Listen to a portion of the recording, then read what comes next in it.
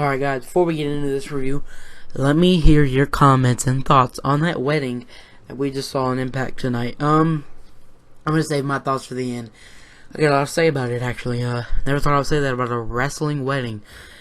Okay, so let's bring some wrestling back to this channel. Last wrestling upload we had was Monday, when we found out my favorite wrestler of all time, Domino's Page, inducted into the WWE Hall of Fame. So now, let's go ahead and get a TNA, which subsequently he was in TNA back in the day. So, we started the show with the American Nightmare, Cody Rhodes. Man, it's great to see him back in TNA, and I'm glad that he brought up the Bobby Lashley situation.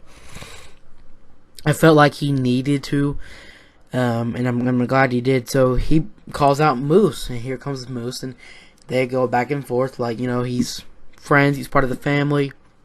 And then Moose says, she's got my number, you've got my number, whatever you need, I got it. And he's like, whoa, whoa, whoa, whoa, whoa. You got her number. You did this, you did this. I'm never here. Next, are you going to sleep with her? And I'm just like, what the fuck? Then he calls him a whore. I'm like, oh my god. Or a slut. I'm like, oh my god. Get it, Cody Rhodes. And then Brady's like, tell me this is a joke. This is a joke. And he said, yeah. He shakes Moose's hands, and then boom, as you see right there on the picture on your screen, kicks him right in the yam bags. I mean, that was pretty good for opening segment. I'm glad Cody is going to be heel. Now, he's doing great over in ROH as a heel. If you're not watching ROH, what are you doing? But still, it's pretty good over there on the Bullet Club. So, and then Moose says on Twitter, it doesn't matter what club you're a part of. So I'm hoping they're going to kind of implement that here on TNA, because they're everywhere else in wrestling. I mean, they're in New Japan, they're ROH, they're basically in WWE now, but they're not go by the Chaos Club. And now with Cody in Impact, I'm guessing they might kind of implement it here. I think that would be kind of cool. Get it across all of wrestling, damn it. So we get something with the Hardys. They're getting ready, and they're in Mid-Atlantic. Well, first, Matt Hardy goes to Egypt. Yes, and he brings back Skarsgård, the dilapidated boat. But wait, he's not the dilapidated boat anymore. He's gonna hold all of the Hardys' gold. Sorry about that, but yeah, I mean, it was pretty funny. So they go to Mid-Atlantic, and there's this tag team that has not been beat in 12 years, they say. These guys look like a bunch of jabronis. I feel like I could get out there. I'm just kidding. No, I'd get my ass beat, but still, pretty good segment there. They beat them. I don't know what their names are. I don't know. It looked like it had been a good match. But the Hardys do win after Jeff Hardy pushes this dude down the stairs in some cart, looked like a trash can or something. He fucking pushes him down the stairs, which I thought was pretty funny. At the end, after Hardys get the victory, the whole crowd is going nuts with the delete signs and everything. That was pretty damn cool, I gotta say. That's awesome to see. But what I want to see out of this whole thing, I'm enjoying everything they've done. I just want to see the full matches. There's rumors that there's going to be a Hardy's DVD. Make part 1 the whole after the Great War. Or, I mean, total non-stop deletion. This is the first movie. Second movie, make it these gold. Their Quest of Gold or whatever. So, that's what I would hope. Just let us see the full matches. I think that'd be kind of cool. Especially the one with Psychosis and Super Crazy. Yes, please. Can we see the whole match for that? That'd be pretty damn good.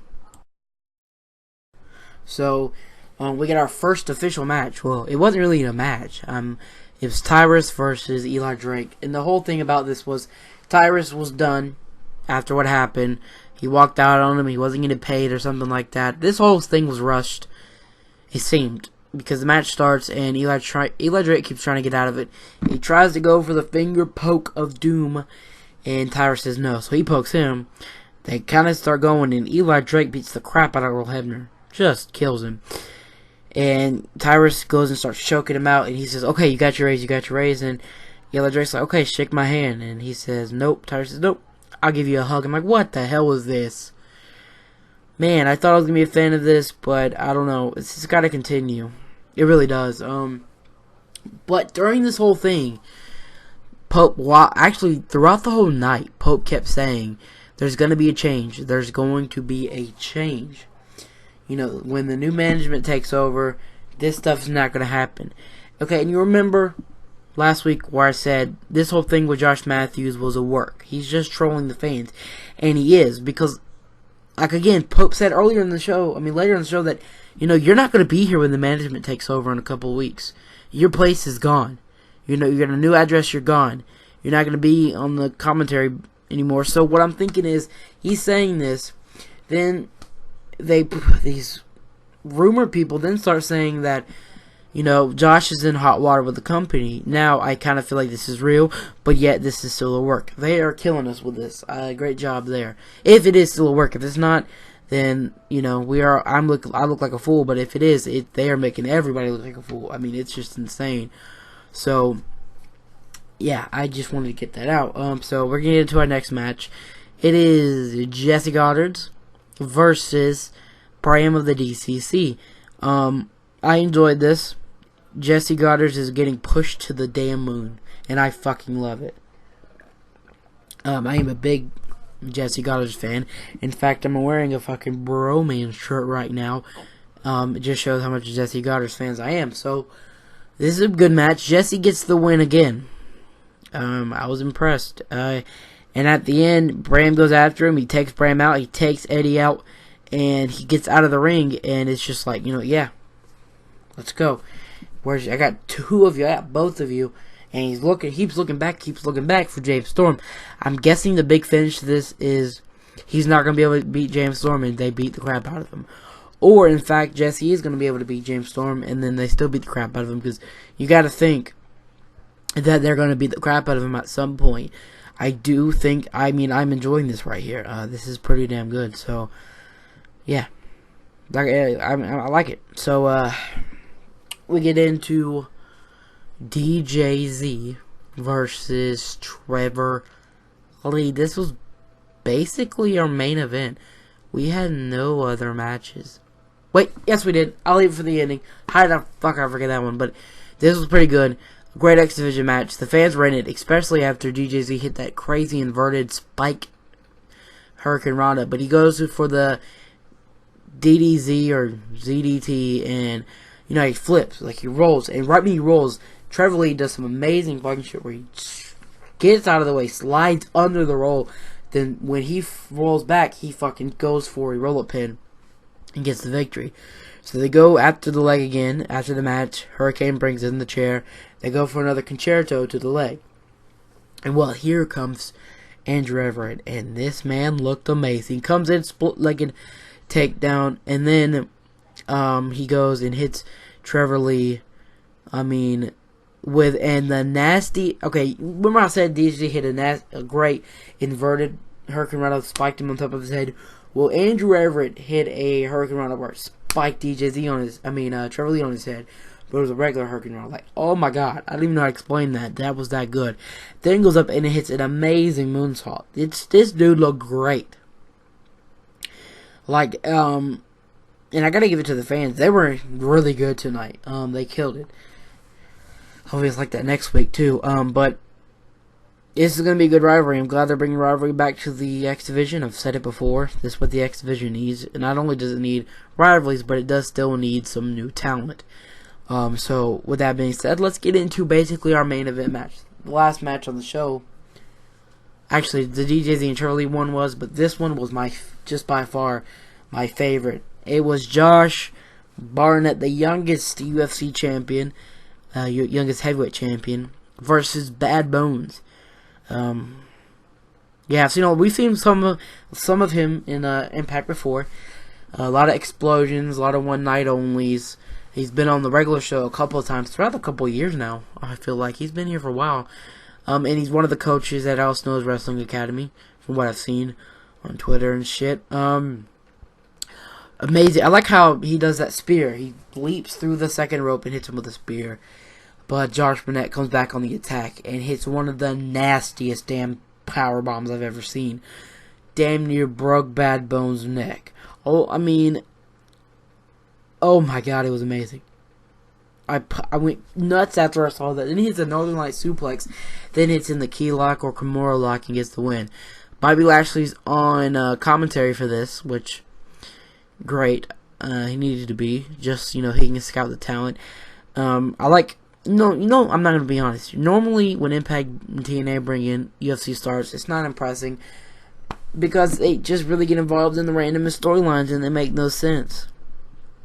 Like that whole not whole beat down, but the whole Aces and Eights thing where Tito Ortiz and fucking Rashad Jones or Rashad Evans, whatever his name is. I mean, that was just complete madness, and I never enjoyed that. I enjoyed the Aces and Eights, just not the MMA shit they had going on. King Mo was actually pretty entertaining when he tried to help Dixie not get put through the table. I gotta give him that. But Josh Burnett by far has been the best one they've brought in.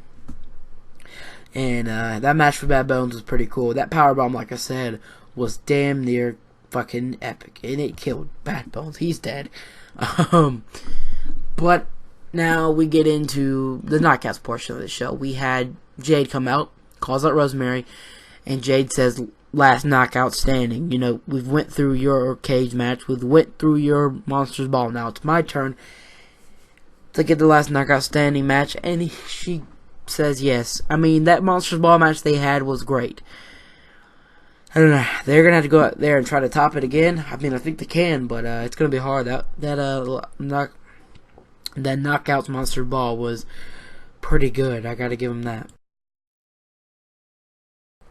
So we get into the marriage of Laurel Van Ness and Braxton Sutter. So Braxton Sutter, we'll get into everything. The backstage segment. So the first one we saw was Sutter, Mike Bennett sitting down, and Mike Bennett's talking about how, when they get married, they get back to that hotel. I'd be the one happy man, but that's not me. But Sutter's like, what? Sutter's like, ew and shit. I'm like, why? I don't give a fuck. But, okay, let's get away from that. Mike Bennett seems to be getting drunk because he's got a couple bottles of wine, and he saying, if things get bad, this is what I turn to. And it's a bottle of wine. He was amazing throughout the night. Maria looking for Allie in the back after they show Laurel's dress, and they cut back, and Allie's in there, and she has to be the ring bearer. And Allie's like, "Why do I have to do this? This is just not right. I just have to go." She leaves, and she sees Sutter, and he just walks away. So we get into the wedding, and here comes drunk as fuck Mike Bennett with Braxton Sutter. The dude can barely walk. Oh, I love that part. That was pretty damn good. And here comes Maria and Sienna. Then here comes Laurel Van Ness. Wait, also, we had Spud as the flower girl, or flower man. And here comes Aaron Rex. And when Laurel comes out, Mike Bennett's over the shoulder of Sutter like, ooh, look at that. Like, what the fuck? Oh my god. Mike Bennett drunk was pretty damn good. I don't know how many times I can say that, but here comes Allie after Maria's like, oh wait, we got one more person. Bring out Allie. And when Allie's music hits, she comes out, and Sutter is jaw dropped, like, holy shit, yeah, that's yeah. She's hot looking, okay. And they get into the part, and it gets down to where Laurel says yes. They ask Sutter, and what made this for me that I liked it so much was the fans. The fans during it were chanting, "We object," pretty damn loud, "delete," which I thought was pretty funny, and "just say no." When they get down to the part where Sutter's like, I don't... They're just say no. Just say no. I died. That was pretty damn good. So when he's like, I don't. And then Sutter just looks over at Allie like, yeah, that's going to happen. And Laurel falls down, and Maria's like, no, you cannot do that. That's not happening. And she goes to hit Allie and says, you're fired. But Sutter pulls back, and I was like, no, I quit. So Sutter stops Maria from slapping her, and Mike Bennett tries to hit Sutter, but Sutter takes him down, and Allie takes down Maria, but Sienna, of course, tries to stop her and take her down. But here comes Brooke to take out Sienna and Maria, and here comes Robbie E to take out Mike Bennett. And what was funny, Aaron Rex and Spud ducked out of that bitch. So they're like, nah, that's not happening. And Sutter and Ellie get that kiss. And I'm not a fan of weddings in wrestling. I'm not. I like wrestling. Some storylines are good and some goofy things are good. But the weddings for me have never been entertaining. I've never enjoyed them. They're not anything I ever like to see. And this was pretty funny. But like I said, what made this whole segment for me was the crowd. You normally can't say that about the Impact Zone, but they fucking killed it tonight. Thank you, people in the Impact Zone. You did well. I gotta say, you killed it for that wedding segment, and that's what made it for me. Now, I'm not really gonna say this was the best wedding ever. I'll say this is the best wedding in Impact history. You know, we've had the Jay Lethal and SoCal Val. I think we had the Jeff Jarrett and Karen Jarrett. We've had the ODB and Eric Young. But the Laurel Van Ness and Sutter wedding segment was the best one in Impact history. I don't really care for them. I'm not going to rank the ones in WWE because there have been some downright goofy ones. Like the fucking two guys getting married. That was Billy and Chuck, which was pretty funny, but still not a fan of weddings and wrestling. So that was my impact on Pop Review. Pretty damn good. Another good show. They've had a lot. It was really action packed, and 2 hours flew by, and that's what you want to see in a wrestling show. But what I want to know is, what are your guys' thoughts on the whole Pope change thing? And do you honestly think that Josh Matthews thing is a work? I do. Just the way the Pope's been saying, your time's up, you're leaving, things are changing. That's interesting to me. But with that being said, make sure you hit the like button, subscribe if you're new, and I'll see you guys next week for the Impact Review, and tomorrow for my Call Universe mode. Like, subscribe, and comment. I am out. Thank you so much for watching.